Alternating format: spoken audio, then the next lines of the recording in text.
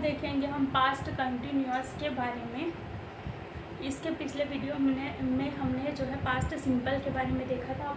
Past continuous tense के बारे में देखते हैं। तो इसका डेफिनेशन क्या, ऐसी क्रिया जो भूतकाल में चल रही थी, ऐसी क्रिया जो है भूतकाल में हो चुकी है लेकिन कंटिन्यूएशन दर्शाता है। जैसे कि फॉर एग्जाम्पल किसी भी वाक्यों के अंत में क्रियाओं के बाद क्या आता है, रहा था, रही थी, रहे थे, इस प्रकार का उच्चारण सुनाई देता है। रहा था, रही थी, वो खा रही थी, वो पी रही थी, वो सो रही थी, वो नहा रही थी। इस प्रकार से वर्ब के बाद आईएनजी लगता है और क्या होता है, पास्ट होता है, बीत चुका होता है और कंटिन्यूएशन दर्शाता है। तो इस प्रकार के टेंस को पास्ट कंटिन्यूअस टेंस कहते हैं, जिसका पहचान रहा था, रही थी, इस प्रकार से होगा। नाउ इसके सेंटेंस कैसे बनते देखते हैं।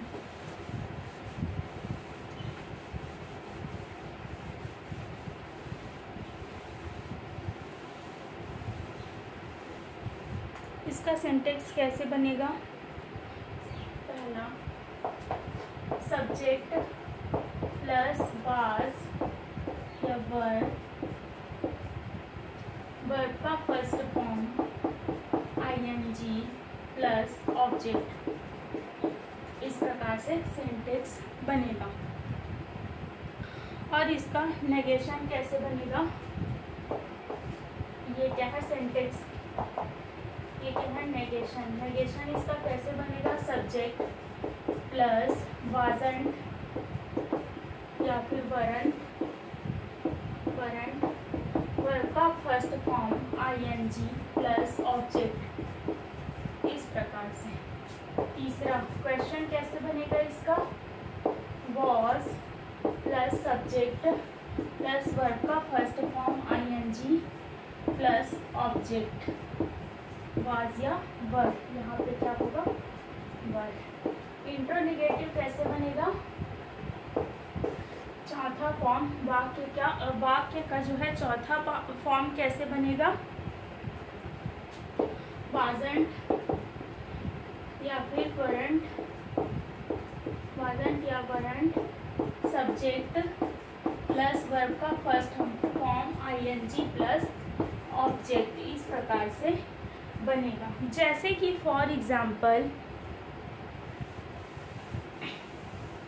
मैंने कहा वर्षा हो रही थी, वर्षा हो रही थी, तो इसका क्या बन जाएगा, इट वाज रेनिंग।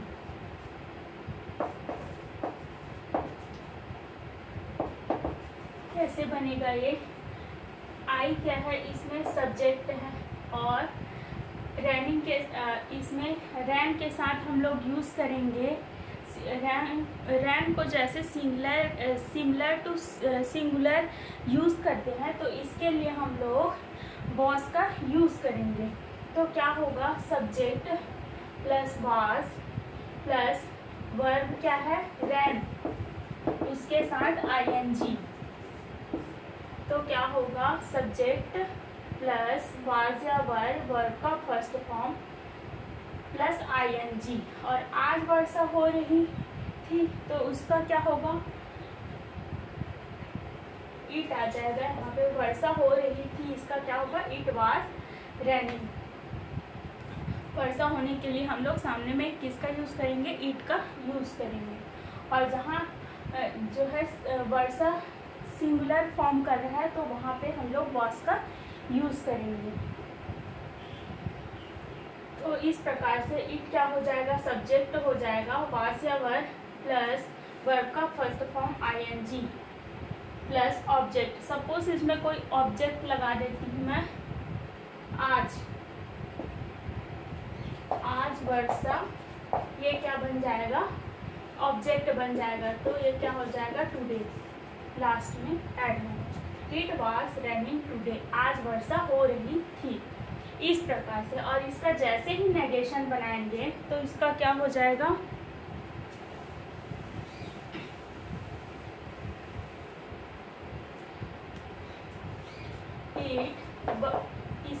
नेगेशन कैसे बनेगा? It wasn't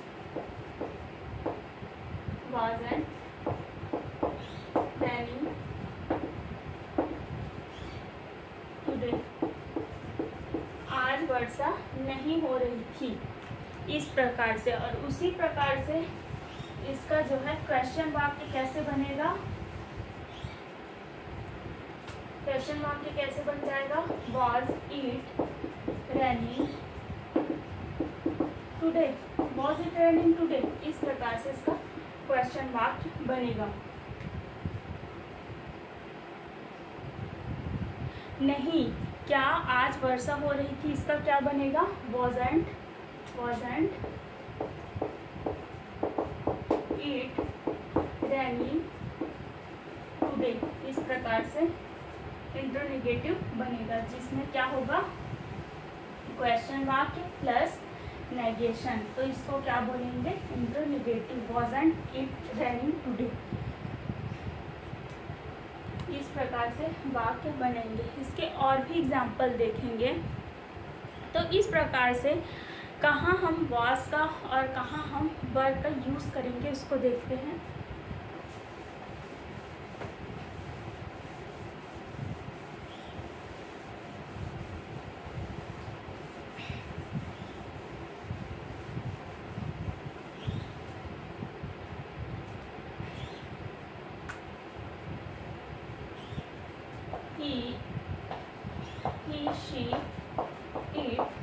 he she it name।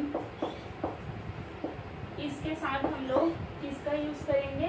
was का यूज करेंगे, जहाँ सिंगुलर फॉर्म है। जैसे कि वर्षा के लिए हम लोग किसका यूज किए हैं? was का यूज किए हैं, क्योंकि वर्षा जो है रेन का एक नाम है। वर्षा जो है सीजन का नाम है। तो इस प्रकार से वहाँ हम लोग was का यूज किए। ही शी इट या फिर किसी व्यक्ति का नाम या फिर किसी चीज़ का नाम, तो वहाँ was का यूज़ करेंगे। सब्जेक्ट प्लस वर्ब का first form, subject plus was plus verb का first form ing plus object. इस प्रकार के सेंटेंस बनेंगे जहाँ सब्जेक्ट ही शी इट या फिर नाम डिफाइंड हो। उसी प्रकार से दे, पीपल, यू,